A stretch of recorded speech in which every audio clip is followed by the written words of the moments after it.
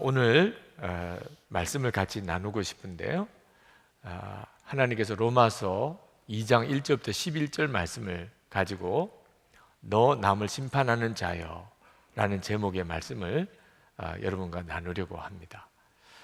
지난 로마서 1장 18절부터 32절까지에서는 하나님을 부인하고 하나님을 아는 것이 마음에 있으면서도 하나님을 부인하고 그리고 마음대로 세상 죄를 다 짓고 사는 사람들이 얼마나 하나님의 진노의 대상인지, 그들에게 심판이 있을 것에 대해서 사도 바울이 말씀을 했습니다. 그건 두려운 일입니다.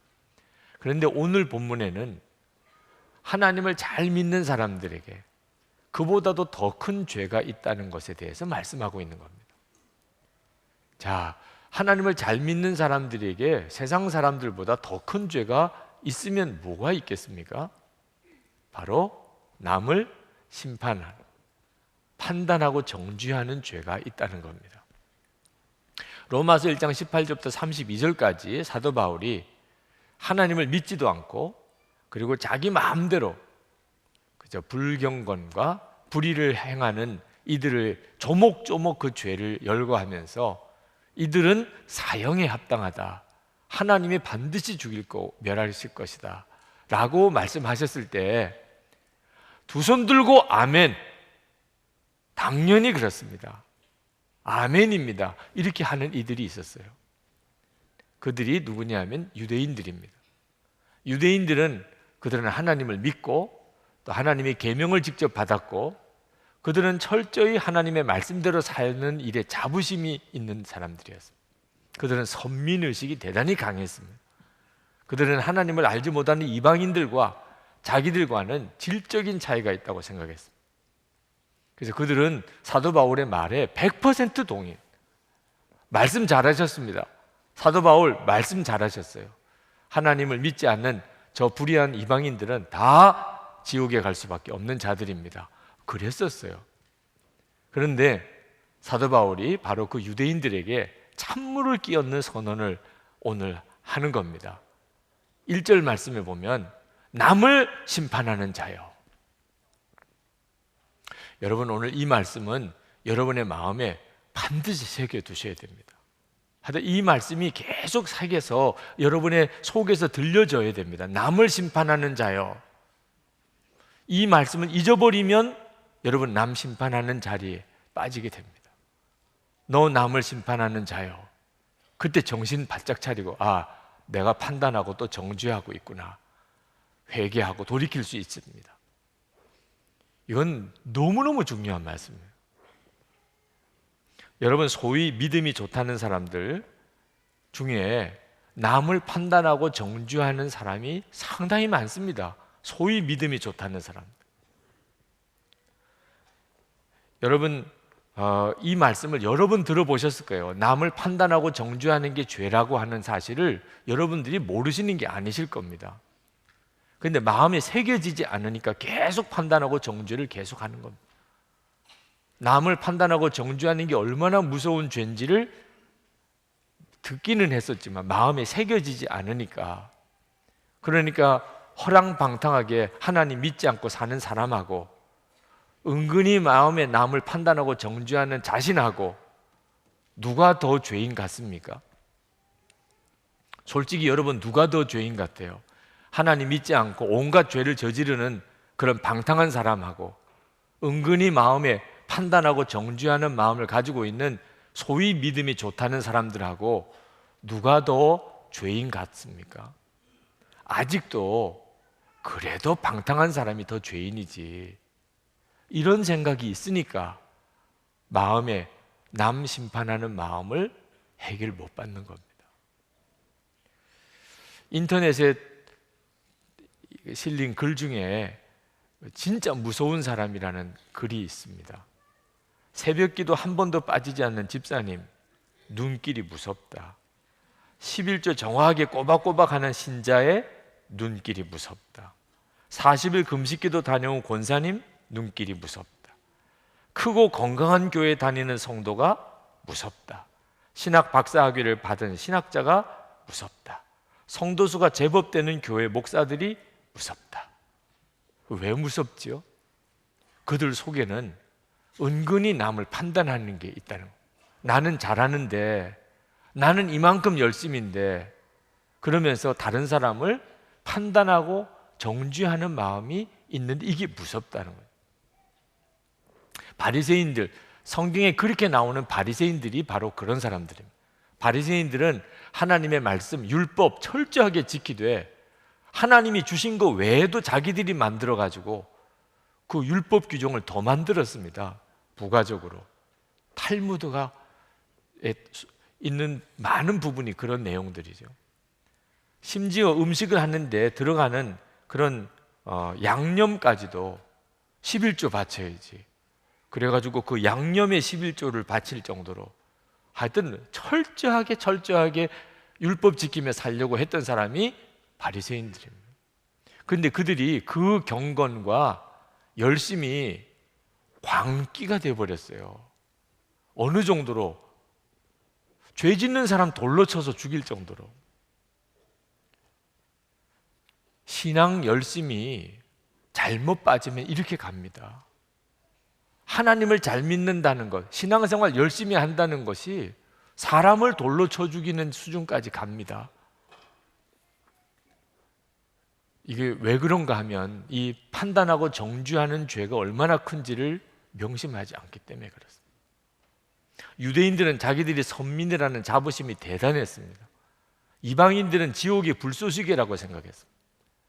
사도 바울이 말합니다. 1절 하반절에 그대는 남을 심판하는 일로 결국 자기를 정죄하는 셈입니다. 남을 심판하는 그대도 똑같은 일을 하고 있기 때문입니다. 유대인들은 엄청 충격을 받았습니다. 아니 우리가 심판하는 대로 우리도 그대로 하고 있다고? 인정할 수 없었을 거예요. 3절에 또 이야기합니다. 이런 일을 하는 사람들을 심판하면서 스스로 그런 일을 하는 사람이요, 정말 그렇다고 수긍 안 하는 사람 많습니다. 세상에 방탕한 사람, 하나님 믿지도 않는 온갖 죄를 저지르는 저런 사람들하고 나하고 같다고, 나도 그 사람들처럼 그런 죄를 짓고 있다고 인정 안 하는 사람 많으실 거예요. 실제로 제가 성경 공부 인도할 때 어떤 교인이 그랬어요. 모두 죄인입니다. 우리 다 지옥 갈 수밖에 없는 죄인이에요. 저 정말 끔찍한 죄수나 아주 교양 높은 사람이나 다 뿌리는 똑같은 죄인입니다. 그랬더니 막 엄청나게 반발하시는 거예요. 목사님, 저도 제 속에 죄가 있다는 거 인정합니다. 그러나 제가 저 술주정뱅이, 알코올 중독자, 저 폭력배, 살인범, 저 끔찍한 가정 파괴범과 내가 같다고요? 난 인정할 수 없습니다. 저 그런 사람 아닙니다. 너무너무 당황스러웠어요. 그렇게까지 강하게 말할 줄은 몰랐어요. 아마 심정적으로 아마 여기 계신 분들 중에 그렇게 생각하시는 분들이 있으실 거예요. 예수를 믿으면서도 지옥 갈 수밖에 없는 죄인이었다, 벌레만도 못한 자다, 말할 수 없는 죄인이다, 다 교리지. 실제로 마음에는 난 괜찮은 사람이야, 이런 생각하시는 분들이 많으실 거예요. 제가 그랬거든요. 저는 그냥 정말 교리로는 내가 지옥 갈 수밖에 없는 죄인이었지만 실제로는 세상에 나쁜 사람 너무 많다, 이런 생각하고 살았어요. 그 말은 나는 나쁜 사람 아니라 그런 뜻이에요. 세상에 나쁜 사람이 많은 거지 나는 괜찮은 사람에 들어가는 거죠. 주께서 제 눈을 열어서 저 자신의 실상을 보여주시기 전까지는 정말 그랬습니다. 주님이 저 자신을 보게 하신, 제가 얼마만한 죄인인가를 깨닫고서야 저보다도 더 악질인 사람이 없다는 것을 알았습니다. 여러분들에게도 묻고 싶습니다. 여러분들 예수를 믿으셨는데 여러분보다도 더 악질인 사람 보신 적 있습니까? 솔직히 이 점에 대해서 여러분들이 어떻게 대답하시느냐에 따라 여러분이 진짜 예수를 믿고 있는지 아닌지가 구분됩니다. 세상에 나보다 악질인 사람 많지요. 아직도 본인은 진짜 예수님을 만난 게 아닙니다. 자기 자신을 보지 못하고 있는 거예요. 자기가 얼마만한 죄인인지를. 여러분, 남을 심판하지 말라는 말씀은 죄를 덮어버리라고 하는 말은 아닙니다. 이걸 악용하는 사람이 있습니다. 뻔히 죄를 짓고 잘못을 해놓고 우리 서로 비난하지 맙시다. 남 판단하지 맙시다. 우리 다 예수 믿는 사람인데 남 판단하고 심판하고 그러지 맙시다. 서로 용서하고 사랑합시다. 죄를 지은 사람이 이런 식으로 뻔뻔하게 이야기하는 것은 하나님의 은혜를 완전히 악용하는 사람. 하나님은 우리를 구원하신 것이 죄를 짓지 않게 하시려고 구원하신 겁니다. 우리 가운데 죄가 있으면 반드시 해결해야 됩니다. 하나님은 해결하라고 하십니다. 그러나 죄를 지은 사람을 대하는 태도가 문제가 되는 겁니다. 나는 의인인데 너는 죄인이야. 이런 태도는 이건 큰 죄라. 죄를 지은 사람보다 더 큰 죄라는 거예요. 나는 의인인데 너는 죄인이야. 이건 죄 짓는 사람보다 더 큰 죄, 심판하는 죄, 판단하는 죄. 마태복음 5장 22절에 형제에게 노하는 자마다 심판을 받게 된다. 살인죄와 똑같은 죄를 적용하신다. 형제에게 노하는 자마다. 마음으로 형제를 비판하고 그에게 노하면 실제로 죽인 것과 같다는 거죠. 마태복음 25장 28절에 보면 음욕을 품고 여자를 보는 자마다 마음에 이미 간음하였느니라.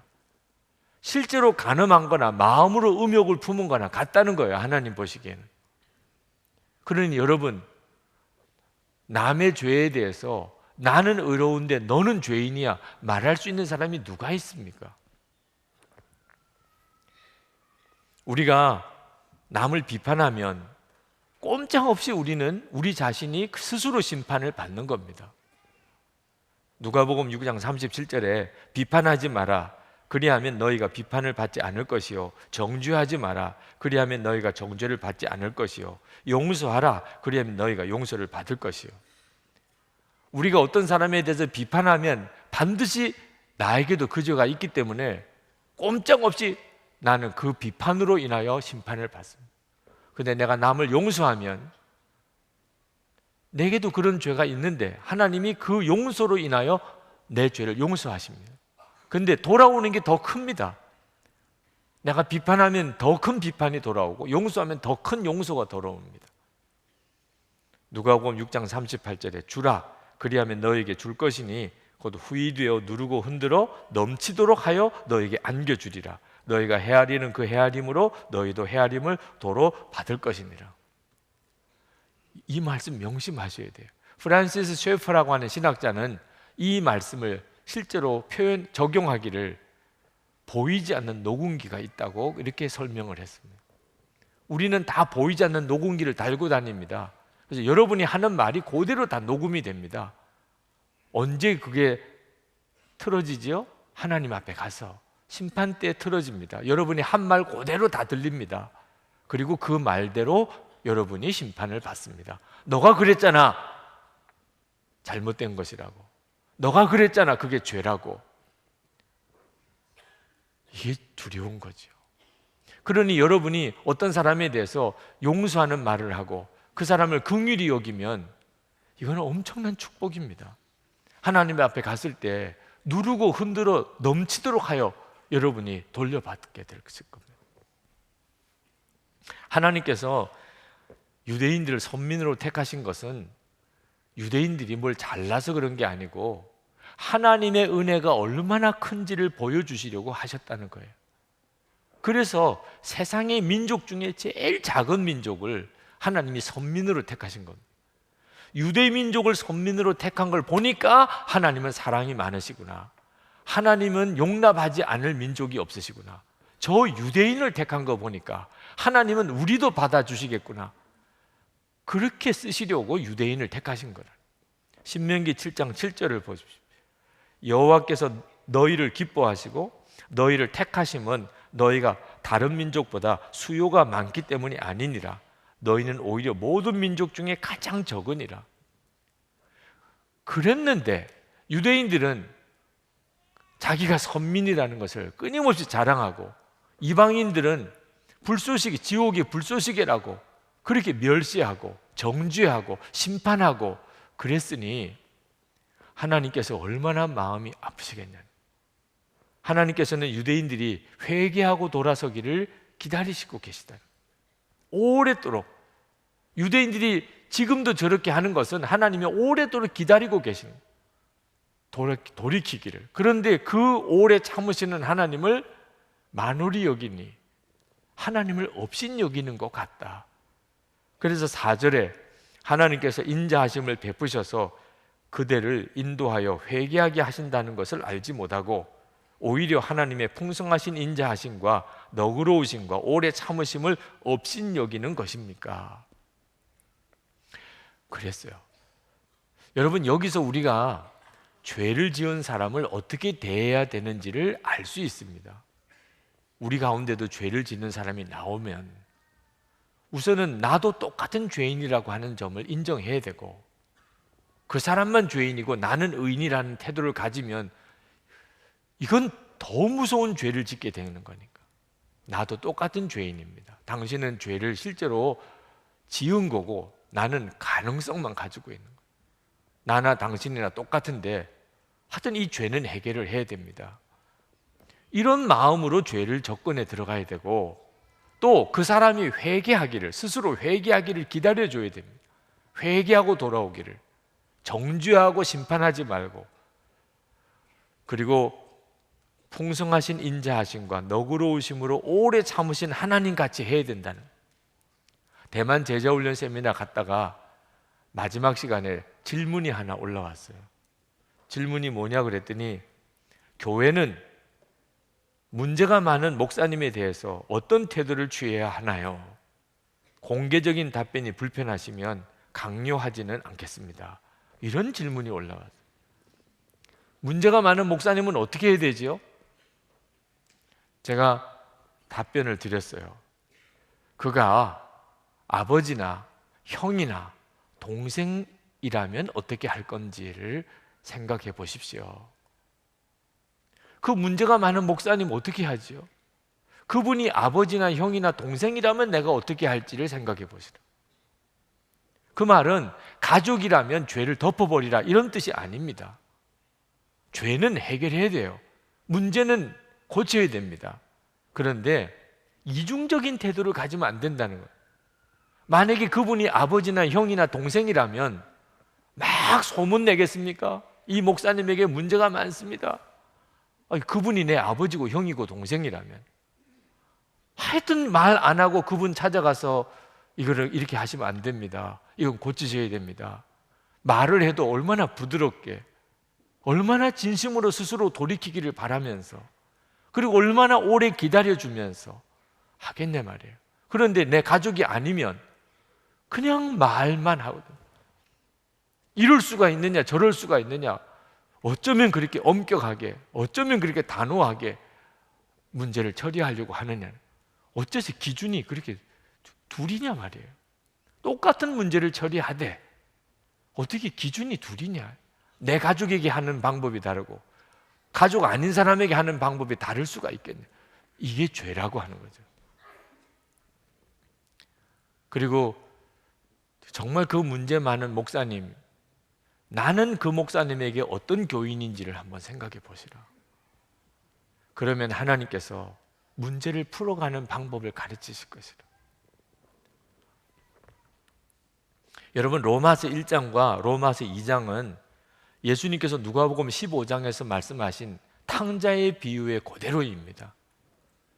탕자의 비유에 아버지의 재산을 가지고 허랑방탕하게 다 써버린 둘째 아들 이야기가 나옵니다. 둘째 아들이 회개하고 돌아왔을 때 그 둘째 아들 동생을 받아준 아버지에 대해서 불평하고 불만했던 또 큰아들 이야기가 나옵니다. 예수님의 말씀은 이 큰아들이나 둘째 아들이나 다 탕자라는 거예요. 그리고 이 큰아들이 더 큰 죄인이라는 거예요. 로마서 1장 18절에서 32절에 나오는 이야기는 탕자 이야기입니다. 오늘 로마서 2장 1절에서 11절까지 나오는 이야기는 큰아들 이야기입니다. 여러분은 대부분 큰아들에 속합니다. 이미 예수 믿으시고 그리고 오늘 이렇게 주일에 교회까지 와서 예배를 드리시는 여러분들을 어찌 탕자라고 할 수 있겠습니까? 그래도 여러분들은 반듯하시고 그래도 예수 믿으시고 이제 삶이 많이 변하셨고 그래도 경건하시고, 근데 문제는 큰아들 같아져 가는 경향이 있다는 겁니다. 큰아들 같은. 그것은 방탕한 사람을 보면 갑자기 마음에서 판단이 일어나요. 마음에 정죄감이 일어나요. 여러분은 방탕한 사람이 여러분 가까이 오시면 어떤 느낌이십니까? 큰아들 같아지지 않습니까? 어떻게 저런 사람이 다 있어? 나는 저런 사람하고 같이 얽히기 싫어. 5절 말씀에 그대는 완고하여 회개할 마음이 없으니 하나님의 공정한 심판이 나타날 진노의 날에 자기가 받을 진노를 스스로 쌓아 올리고 있는 것입니다. 완고하여 회개할 마음이 없다는 이 사람이 누구냐 하면 죄인 아닙니다. 심판하는 사람이에요. 죄를 지은 사람은 처음에는 자기가 그런 짓 안 했다고 발뺌하고 어떻든지 변명합니다. 그러다가 죄가 밝혀지면 확 꺾어집니다. 그리고 부들부들 떨면서 눈물을 흘리면서 두려워하면서 용서해 주세요. 잘못했습니다. 죄를 지은 사람은 죄가 드러나면 꺾어져요. 그리고 용서해 달라고 그러고, 그러니까 그 사람은 오히려 회개할 기회가 있는 겁니다. 그런데 그런 죄인을 정죄하고 심판한 사람은 좀처럼 회개를 안 합니다. 왜? 자기가 잘못했다고 생각 안 하니까. 잘못한 사람 잘못했다고 말하는 게 뭐가 잘못이냐? 잘못한 사람을 잘못했다고 해. 고쳐야 되지 않겠냐? 내가 교회를 위해서 했는데, 가족을 위해서 했는데. 이 정죄하고 심판하는 사람은 좀처럼 자기가 잘못했다고 여기지 않습니다. 그러다가 하나님 앞에까지 갑니다. 하나님 앞에까지. 하나님 앞에 가서 자기가 그동안 말했던 거, 행동했던 거, 마음에 품었던 거 다 드러나고 난 다음에서야 그냥 그는 정말 기절하지게, 내가 나를 정죄하고 살았구나. 꼼짝없습니다. 하나님의 무서운 심판의 자리에 들어갑니다. 비판 잘하는 사람, 당신 왜 그렇게 부정적이고 비판적이냐? 그렇게 질문하면, 그러면 내 성격이 철저하고 솔직하기 때문이라고 대부분 그렇게 변명합니다. 그렇지 않습니다. 자기 죄를 몰라서 그런 거예요. 왜 당신이 그렇게 비판적입니까? 자기 죄를 몰라서 그런 거라니까. 특히 남의 죄를 비판하고 정죄하는 거, 이게 얼마나 큰 죄인지를 모르니까 그렇게 하는 거지, 사람이 성격이 솔직하기 때문에 그렇게 하는 거 아닙니다. 철야기도 시간에 요즘에는 뭐 온전히 철야하는 그런 교회가 거의 없습니다만 전에는 정말 온전히 철야했죠. 철야기도 시간에 어느 집사님이 보니까 장로님, 권사님들이 다 자는 거예요. 기도를 안 하고. 하나님 앞에 기도했어. 하나님, 장로, 권사도 이렇게 다 자니 하나님께서 보실 때 얼마나 민망하시겠습니까? 그때는 하나님께서 그 집사에게 말씀을 주셨대요. 너 잠도 안 자고 남 흉이나 볼 거면 너 그만 자라. 조크지만 정말 깊이 새겨드려야 되는 거예요. 나는 뭘 잘했고 나는 그렇게 안 했고 누구는 뭐가 잘못이고 누구는 뭐가 문제고 이런 식으로 할 바에야 그 얼마나 큰 죄인인지 자기가 깨달아야 된다는 거예요.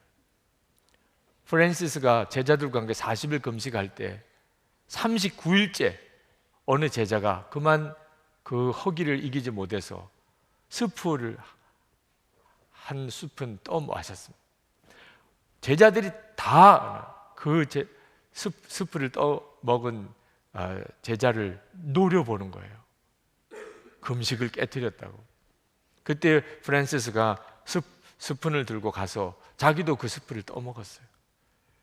제자들이 경악했습니다. 아니 선생님, 아직 금식이 끝나지 않았는데 이렇게 드시면 어떻게 하십니까? 우리가 금식하는 것은 정말 예수님의 마음을 품고 살자고 우리가 금식하는 건데, 우리가 굶으면서 이렇게 서로 미워할 바에야 차라리 먹고 서로 사랑하는 게 낫지 않겠느냐. 여러분, 기준을 분명히 하셔야 돼요.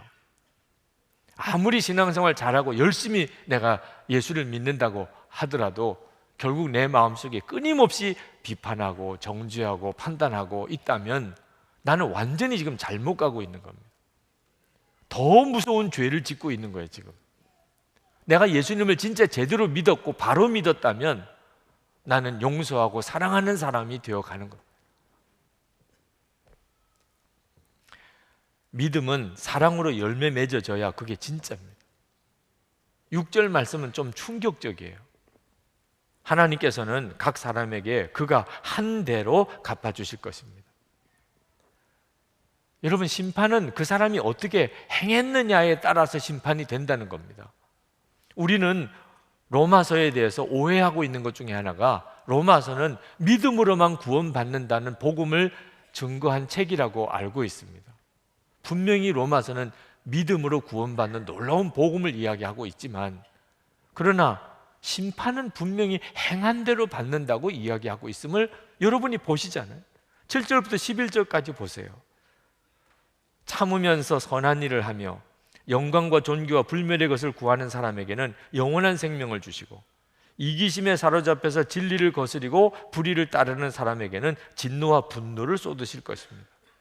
9절 10절 말씀은 거기에다가 유대인에게서부터 그리스인까지, 유대인이나 이방인이나 동일하다.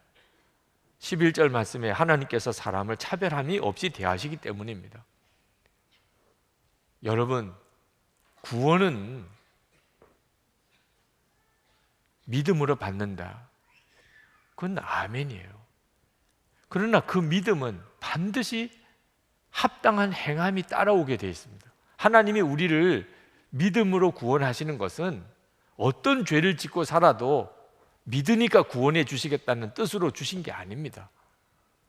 믿으니까 이제는 구원받을 자의 삶을 살게 되는 겁니다. 예수님을 믿었기 때문에 이제는 하나님 앞에 설 때 구원받은 자의 삶을 하나님 앞에 드러낼 수 있게 만들어 주신다는 거죠.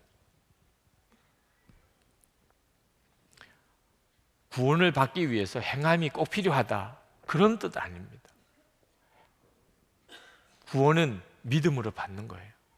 그러나 정말 믿은 사람은 사랑의 열매가 맺어지게 되어 있습니다. 사과나무에 사과 열매가 맺어지니까 사과나무인 줄 아는 겁니다. 그런데 사과 열매 때문에 사과나무가 사는 건 아니에요. 사과나무가 사는 것은 뿌리가 살아있으니까 사는 거죠. 이 뿌리가 믿음입니다.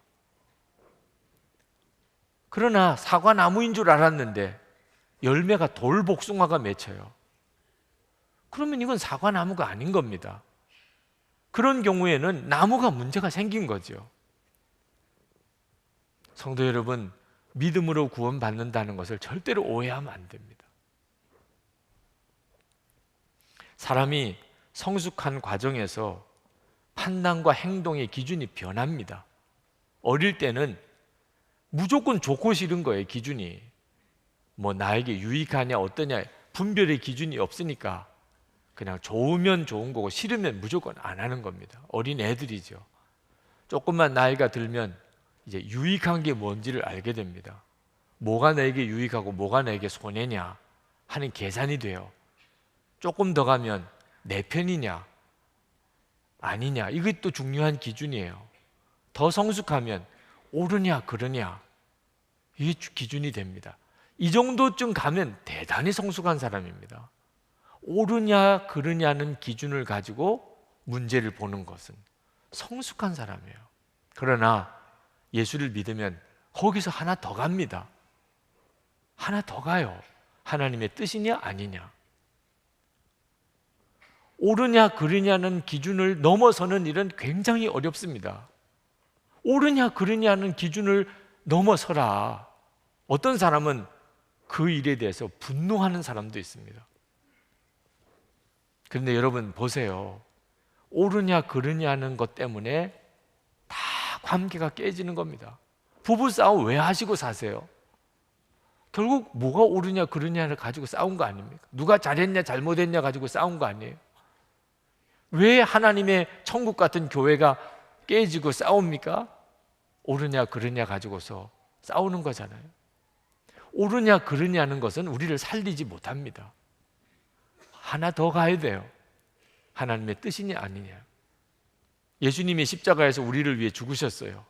옳으냐 그르냐 아닙니다. 내 뜻대로 마옵시고 아버지 뜻대로 하옵소서. 그래서 우리의 죄를 지시고 예수님이 십자가에 죽으신 거잖아요. 손양원 목사님이 두 아들 죽인 원수를 양자 삼았어요. 옳으냐 그르냐 가지고서 해결될 문제가 아닙니다. 예수님 나 위에 죽으시고 그 예수님이 내 안에 계시니 내가 예수님 바라보고 살면 우리 안에 일어나는 변화가 용서하고 사랑하고 예수님 바라보는 믿음이 없는 사람은 정죄하고 판단하고 이건 흉내 낼 수가 없습니다. 서로 꾸밀 수 있는 게 아닙니다. 예수님을 진짜 구주로 영접했는지 아닌지는 용서와 사랑을 하는지 아니면 정죄하고 심판하는지를 보면 금방 드러납니다. 지난 월요일에 마음에 꼭 지적을 해줘야 될 분이 있었습니다. 이분이 이걸 반드시 고쳐야 되고 또 잘못을 내가 분명히 알게 해줘야 되겠다. 그런 분이 있었어요. 근데 마음이 편치가 않습니다. 하나님의 뜻을 분별할 때 이렇게 마음이 편치 않으면 그럼 기도를 더 하라는 뜻으로 늘 생각했기 때문에 기도를 좀 더 하고 그 사람에게 말을 해줘야 되겠다. 그래서 아침에 말을 해주려다가 난 접었습니다. 조금 더 기도하고 해야지. 그리고는 주일 설교를 위해서 말씀을 이제 펼쳐서 읽는데 제일 첫 번째, 남을 심판하는 자여. 기절하는 줄 알았다니까. 주여, 제가 지금 그렇게 하고 있군요. 그래서 내가 이게 뭘 내가 잘못 지금 처리하려고 하는 건가 하고 생각해보고 방법을 바꿨어요. 그분에게 무슨 문제를 지적해 주는 게 이건 하나님의 뜻을 이루는 게 아니구나. 오히려 그를 더 시험에 들고 낙심케 빠지게 하는 거구나.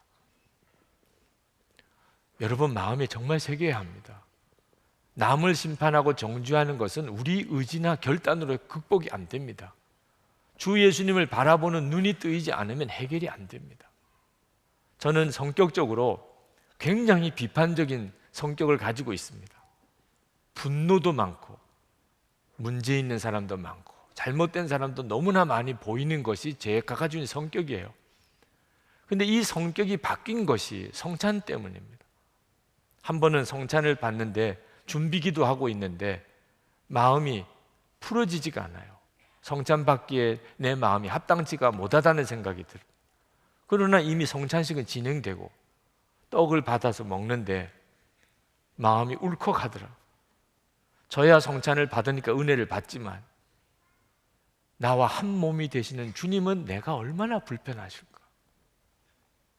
내게는 은혜지만 주님께는 내가 얼마나 고통스러우실까?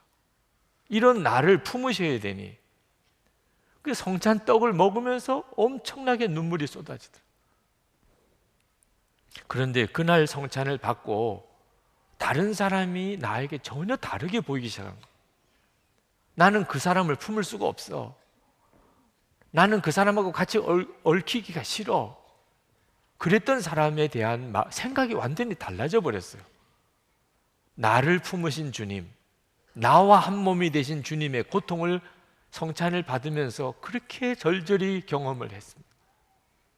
그러고 나니까 다른 사람을 향한 마음이 완전히 바뀌어 버렸어요. 여러분, 주 예수님을 정말 바라보셔야 이 기적이 일어납니다. 남 판단하고 정죄하던 내가 용서하고 사랑하는 사람으로 바꿔져요. 이건 기적입니다. 기적. 진짜 거듭난 거죠. 예수님을 바라보는 믿음의 눈이 열리지 않으면 신앙생활을 오래 할수록 판단이 더 많아집니다. 남에 대한 정죄가 더 커집니다. 완전히 율법주의로 빠져들어갑니다. 그래서 분위기가 무서운 분위기가 됩니다. 오늘 여러분 마음에 분명하게 명심하십시다. 여러분 마음에 방탕한 자를 볼 때, 그리고 그를 심판하는 자를 볼 때 누가 더 죄가 크냐? 심판하는 죄가 더 크다. 이건 명심해야 돼요. 방탕한 사람보다 그를 판단하고 정죄하는 사람의 죄가 더 크다. 이건 절대 잊으시면 안 됩니다. 이걸 잊지 않으시면 가정에 기적이 일어납니다. 여러분의 가족 관계에 기적이 일어나요. 여러분 직장 생활에 완전히 기적이 일어납니다. 교회 생활은 말할 것도 없고. 하나님 모르고 방탕하게 사는 사람 정말 큰일입니다. 하나님의 심판이 있습니다. 그러나 그런 사람을 보면서 정죄하고 판단하는 사람은 더 큰일입니다. 그는 이미 은혜를 받은 사람, 그런데도 그런 사람을 정죄 판단하고 있으니 이걸 어떻게 합니까? 예수님을 정말 제대로 믿었다면 용서가 나오고 사랑이 나와야 진짜입니다. 우리 기도합시다. 주님, 저도 모르는 사이에 판단하고 정죄했던 것이 있으면 주여 제게 깨닫게 하소서. 그리고 정말 고백하고 회개하고 오늘 해결받게 해주소서. 주 예수님을 바라보는 눈을 뜸으로 용서와 사랑이 제게서부터 흘러나오게 해 주옵소서. 통성으로 기도하겠습니다. 은혜와 사랑이 충만하신 아버지 하나님,